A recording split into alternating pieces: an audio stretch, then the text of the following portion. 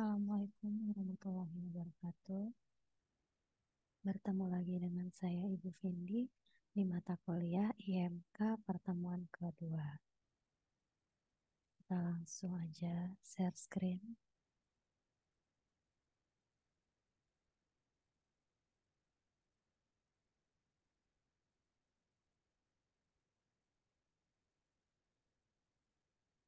Jadi sekarang materinya itu adalah faktor manusia ya, di mana sebuah interaksi manusia dan komputer itu tidak lepas dari faktor manusia.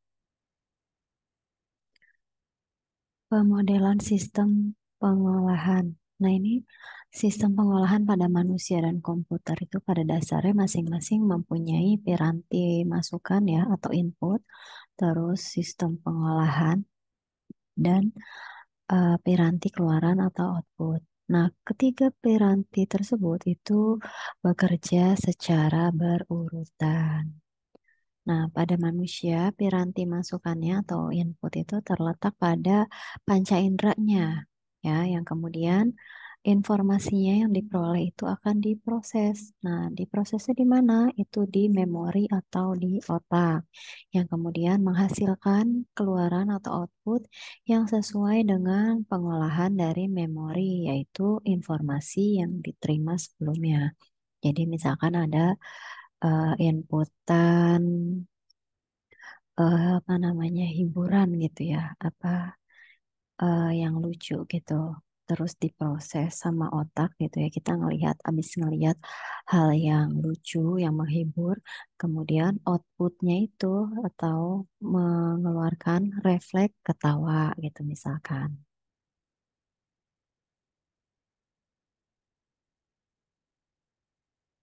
Nah, sistem itu kumpulan dari elemen yang saling terkait dengan tujuan tertentu.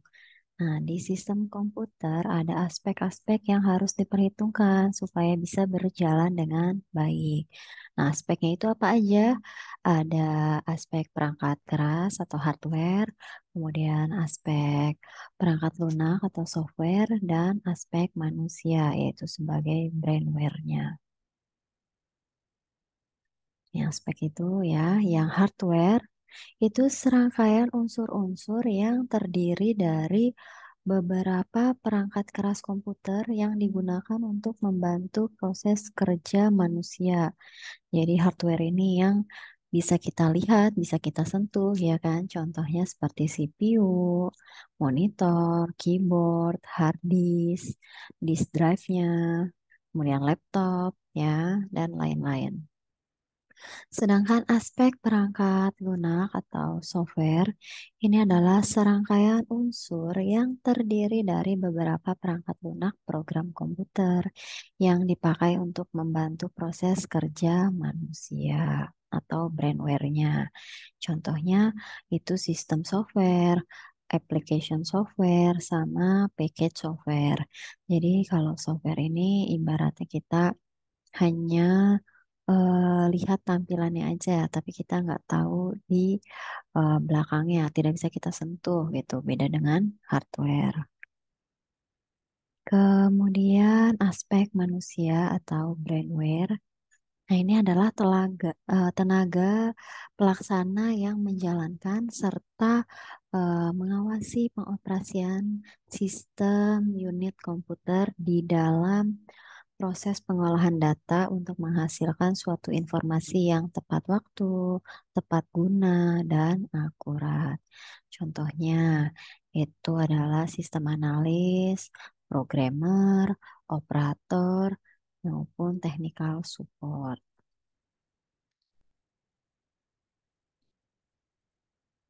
Nah, faktor manusia nih, si brainware ya, dalam merancang antarmuka atau interface itu pertama ada penglihatan.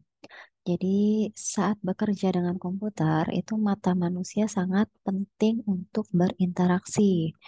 Banyaknya manusia pemakai komputer ada yang normal, ada yang kurang normal matanya. Contohnya mata saya nih minus ya kan. Nah, itu perlu diperhatikan.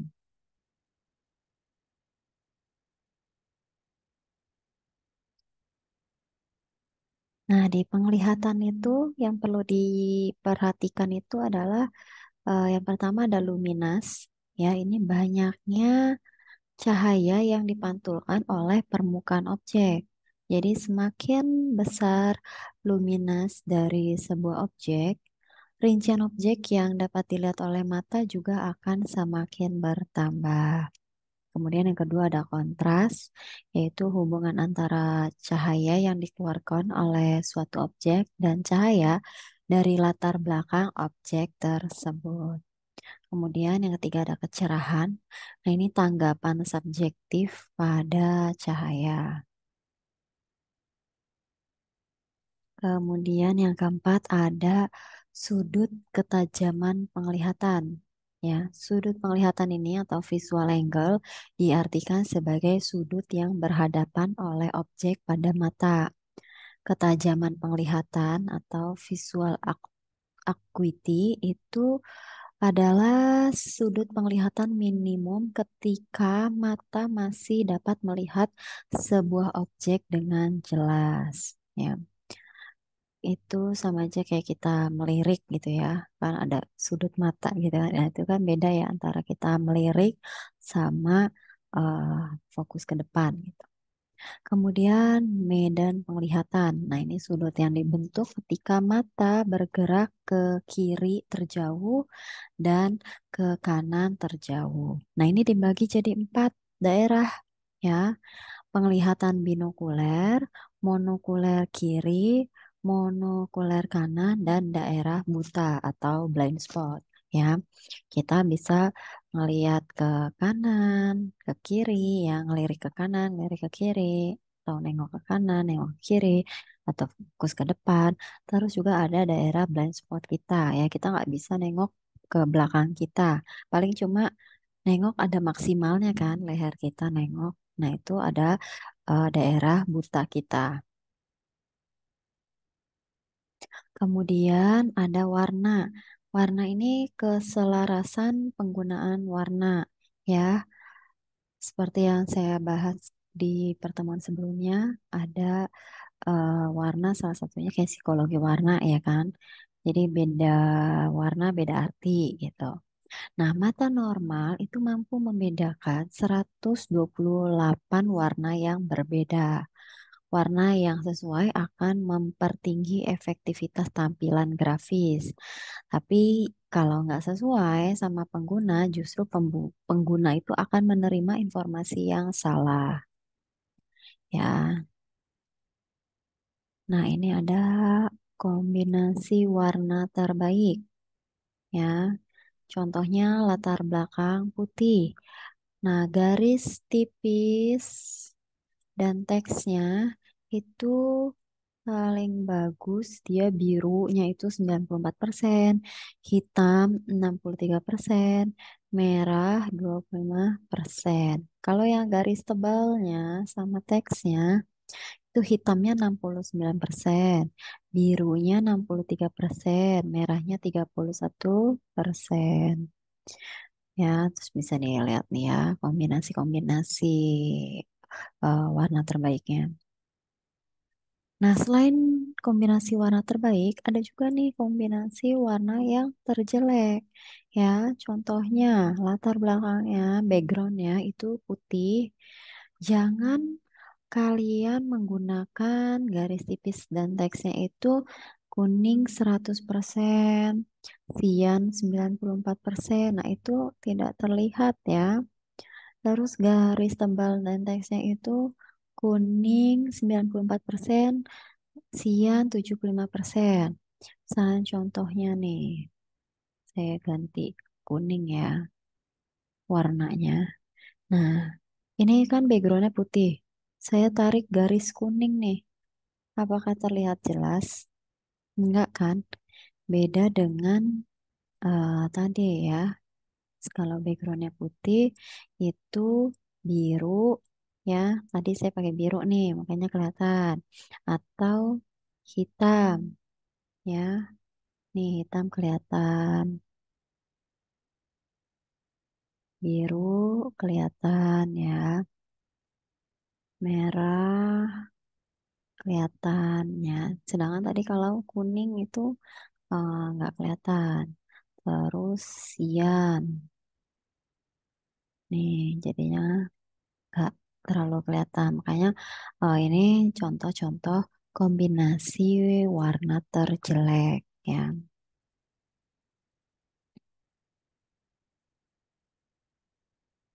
Kemudian ada tiga aspek sebagai petunjuk dalam pemilihan warna ya.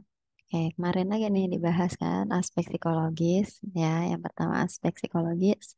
Jadi hindari penggunaan tampilan yang secara simultan dan menampilkan warna yang tajam ya. Jangan yang mencolok mata gitu kan. Kemudian hindarkan merah dan hijau yang ditempatkan secara berseberangan pada tampilan berskala besar.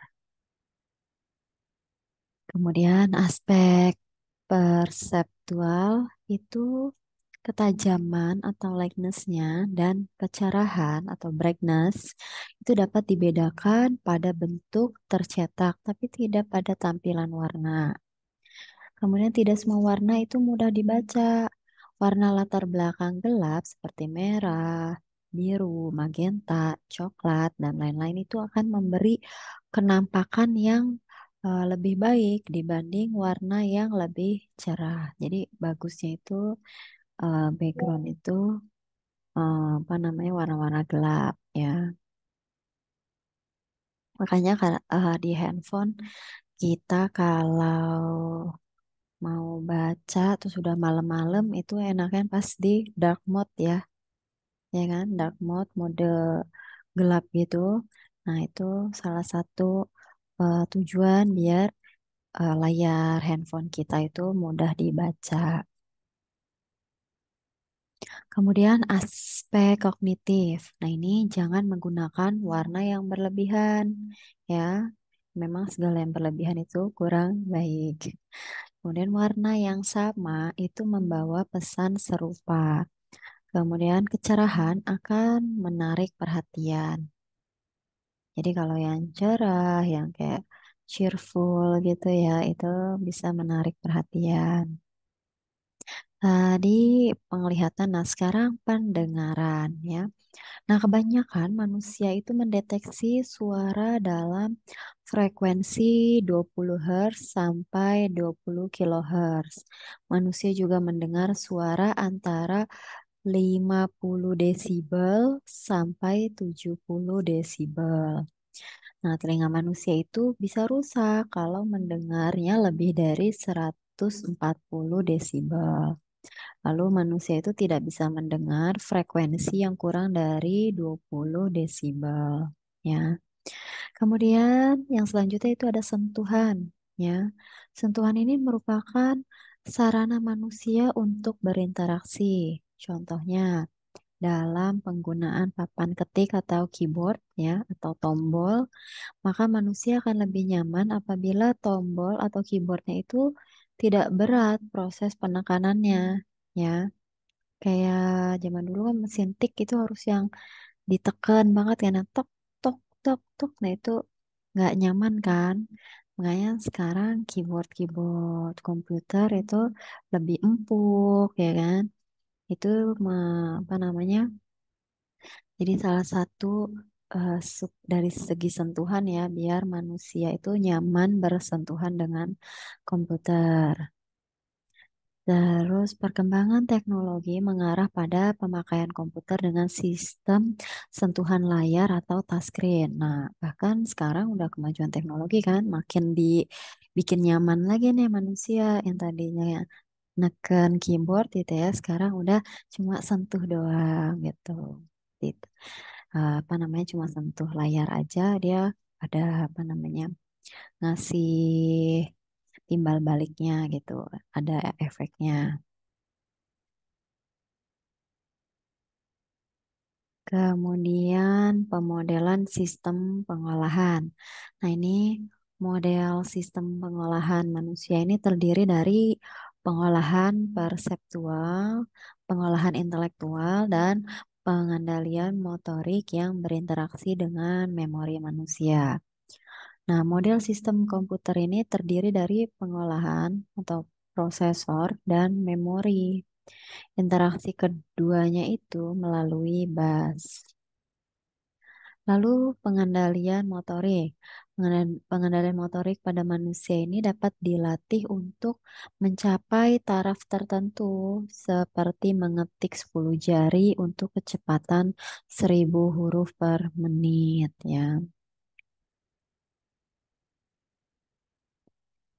Lalu ada aspek ergonomik ya. Nah, ergonomik itu adalah faktor kenyamanan kerja yang mempunyai pengaruh nyata dalam hal peningkatan maupun penurunan efisiensi dan efektivitas kerja. Ya, minggu lalu juga sudah dibahas ya, ergonomik itu gimana bikin nyaman gitu kan, sesuai sama fisiknya manusia gimana.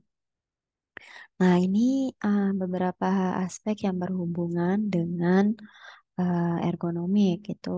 Yang pertama pengukuran dan antropometrik. Yang kedua aspek ergonomik dari stasiun kerja. Yang ketiga pencahayaan. Yang keempat suhu dan kualitas udara. Yang kelima gangguan suara. Yang keenam, kesehatan dan keamanan kerja. Dan yang ketujuh itu kebiasaan dalam bekerja. Beberapa aspek yang berhubungan sama ergonomik itu yang pertama, pengukuran dan antropometrik. Di mana antropometrik itu sendiri adalah bidang ilmu yang berhubungan dengan pengukuran tubuh manusia, misalnya tinggi badan dan jangkauan tangan. Ya, contohnya kemarin mesin ATM, ya kan? Jadi tinggi badannya rata-rata orang dewasa gitu kan tinggi badannya segitu, terus jangkauan tangannya untuk ke keyboard itu biasanya nekuk gitu kan segitu tingginya. Nah, itu salah satunya ya contohnya. Jadi tujuan dari mempelajari antropometrik itu adalah untuk memperoleh keseimbangan antara teori yang diperoleh dari sejumlah acuan dan suasana kerja yang sebenarnya sehingga kenyamanan kerja itu dapat dicapai yang pada gilirannya itu akan meningkatkan efisiensi kerja. Ya kalau kita nggak nyaman ya kan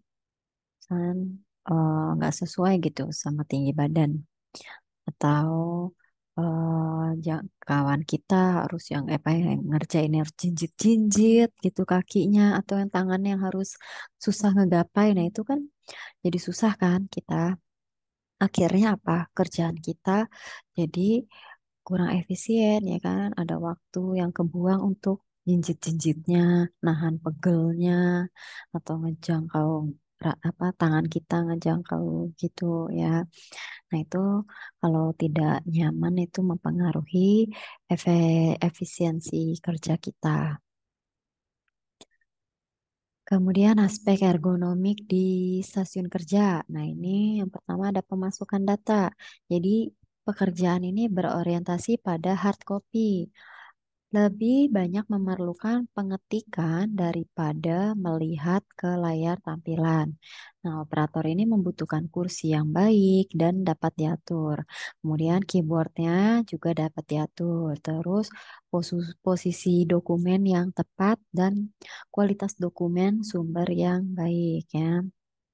Jadi saat si operator itu mau input data gitu misal itu dia harus duduk gitu kan di kursi, terus kursinya juga bisa diatur ketinggiannya atau mau yang tegak, apa yang agak kayak bisa dibawa nyender dikit gitu kan. Kemudian papan keyboardnya juga bisa diatur kan sama untuk kejangkauan tangannya dia gitu. Kemudian posisi dokumen saat nginputnya, apa ngelirik baca gitu kan, ngelirik baca terus ngeliat ke komputer lagi nginput. Nah itu juga eh, salah satu ergonomik di stasiun kerja. Kemudian akuisisi data dan pengolahan kata. Jadi ini pekerjaannya ini lebih banyak menatap layar tampilan ya. Nah, kalau udah begini, user ini sebaiknya disediakan layar tampilan dengan kualitas karakter yang baik. Terus kontras karakter ke layarnya itu tinggi, serta kendali kilau yang memadai ya. Jadi kayak kontrasnya, brightness-nya itu bisa diatur. Kemudian pekerjaan interaktif. Nah, kalau pekerjaan interaktif ini itu pekerjaan yang variatif. Jadi usernya itu nggak diam di tempat aja, tapi dia bergerak kemana aja gitu ya. Kemudian pencahayaan. Nah, untuk menghindari adanya kilau ya yang ditimbulkan oleh layar monitor adalah dengan memasang filter anti kilau atau pengaturan pencahayaan ya. Zaman dulu waktu komputernya masih yang bentuknya gede-gede gitu ada tabungnya kayak TV tabung itu suka eh, pakai filter anti kilau ya kan? Suka ada pernah lihat nggak? Filter anti kilau di depan layarnya tuh. Nah, karena mungkin eh, zaman dulu monitornya cahayanya nggak enak ya, beda sama sekarang LCD udah lebih enak gitu ya di mata. Tinggal kita bisa atur brightness-nya atau kontrasnya gitu kan, tinggal diatur aja pencahayaannya. Nah, tujuan utama dari perancangan pencahayaan ini mengenai peletakan layar monitor ya, antara lain, misalkan menghindarkan user dari cahaya terang langsung maupun pantulannya yang mengenai layar monitor. Lalu menghindari adanya kecerahan pada bagian depan user yang berlebihan dibandingkan kecerahan layar monitor. Kemudian memberikan keyakinan bahwa adanya pencahayaan yang cukup untuk pekerjaan yang tidak menggunakan layar monitor. Nah, ini cahaya dalam sebuah ruangan itu bisa berupa cahaya tak langsung atau cahaya langsung. Kalau cahaya tak langsung kan pantulan kan. Nah, bisa jadi cahaya langsung. Nah, ini contohnya nih. Contoh letak layar monitor yang menyebabkan silau. Ya, ini ada cahaya tak langsungnya nih, ada di sini. Ini si A, cahaya tak langsung. Nah, ini cahaya langsung yang ada di depan dia. Ya, jadi misalnya ada lampunya kan, ada lampunya nih, ada lampu A, lampu B. Lampu A itu ada di belakangnya user, jadinya mantul ke layar monitor ya. Nah, itu dia jadi cahaya tak langsung. Kemudian nih cahaya B itu dia cahaya langsung kena ke mata gitu kan, silau dia menghadap ke depan banget kan nih. Nah, itu bisa mempengaruhi kinerja user. Nah, tadi yang layar monitor yang saya bilang kayak TV cembung itu, TV tabung ya ini ya monitornya seperti ini. Kemudian suhu dan kualitas udara. Nah, ini suhu dan kelembaban merupakan faktor yang sangat penting dalam kualitas udara. Suhu udara yang panas itu dapat membuat berkurangnya konsentrasi kerja. Misalnya ruangannya nggak ber-AC, tapi di situ ada komputer yang standby on terus. Nah, itu pasti kan ruangannya tambah panas ya, udah nggak ber-AC, terus ada komputer ditambah jadi hawanya panas banget ya. Nah, kalau udah gerah kayak gitu ya, panas banget itu kita jadi nggak konsen kan. Nah, itu dapat mempengaruhi tuh seperti itu kalau suhunya kayak gitu. Maka solusinya itu adalah dengan pemasangan pengontrol udara dalam ruangan. Ya, dikasih solusi lah, yaitu taruh AC misalkan. Kemudian letak pengontrol udara itu harus diatur sedemikian rupa sehingga arah aliran udara yang dihasilkan tidak langsung mengenai user. Ya, AC-nya pun juga ngeletakinnya jangan kayak langsung di depannya gitu kan ya bisa masuk angin itu usernya ya. Lingga misalkan agak jauh atau user tuh dapat kayak pantulan ininya ya pantulan udaranya gitu, jangan eh, langsung menghadap ke usernya itu AC-nya misalkan. Terus yang kelima ini faktornya itu adalah gangguan suara. Nah, manusia ini sebenarnya sangat sensitif ya terhadap perubahan suara yang kecil sekalipun. Ya, manusia itu seringkali tidak sadar dengan adanya suatu suara yang tetap asalkan suara tersebut tidak berlebihan atau kebiasaan dia ya. Nah, kepekaan masing-masing orang terhadap gangguan suara ini tidaklah sama ya.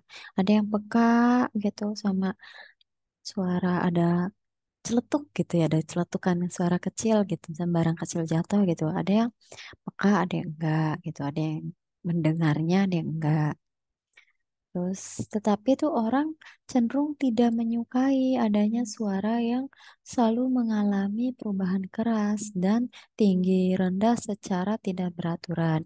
Ya, jadi kayak kita lagi kerja, terus ada yang teman nyetel musik jedak-jeduk gitu kan. Itu kan perubahannya keras, terus tinggi rendahnya itu tidak beraturan gitu kan. Kalau suara yang jedak-jeduk gitu, kayak suara musik apa namanya?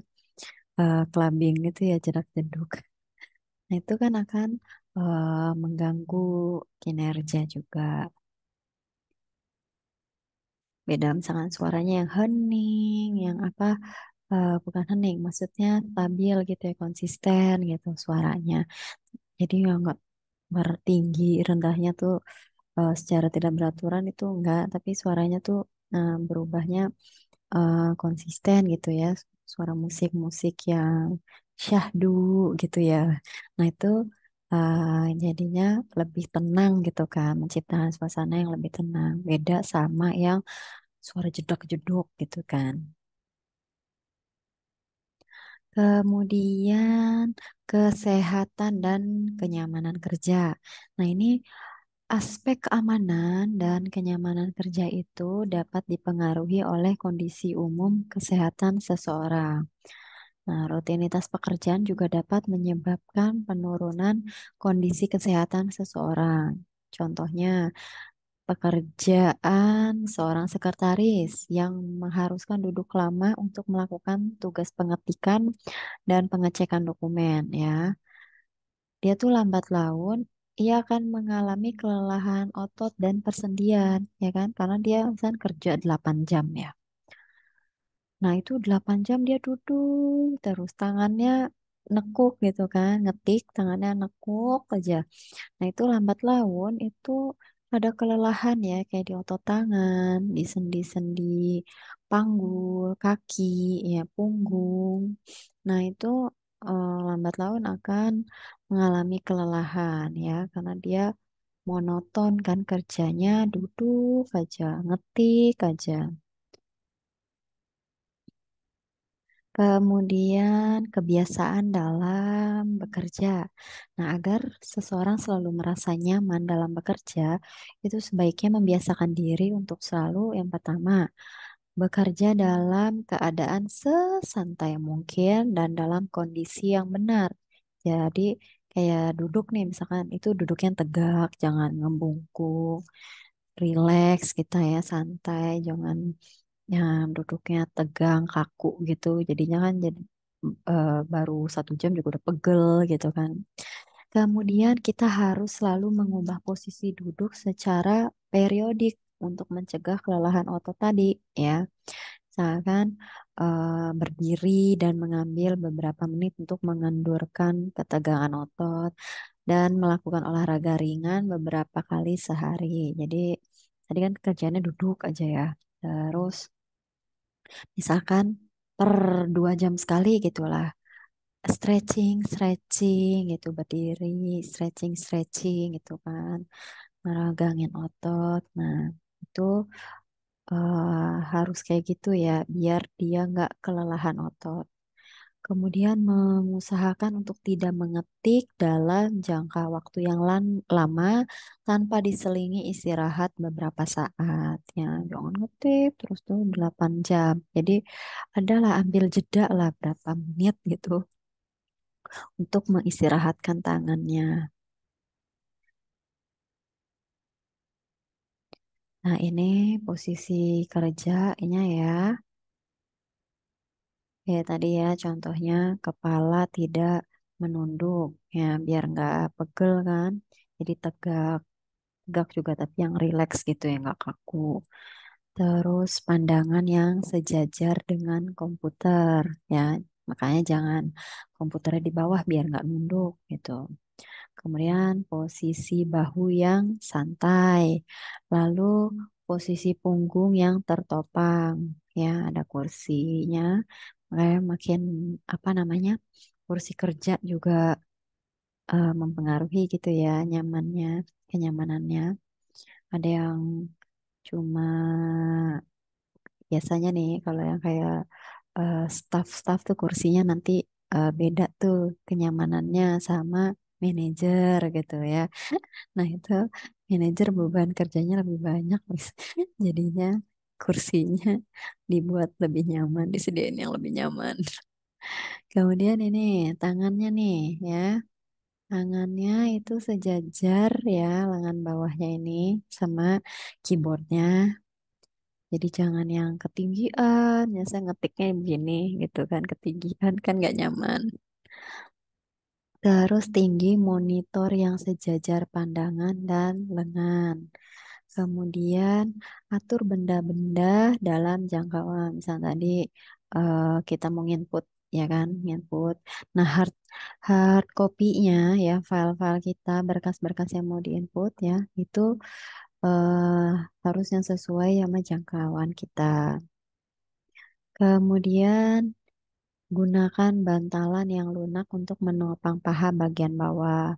Kadang kalau itu misalnya kursi kurang nyaman, kalau orang tuh suka ditambahin lagi sama bantalan atau emang bantal yang emang tuh kayak bantal sofa gitu ya, biar tambah empuk, tambah nyaman.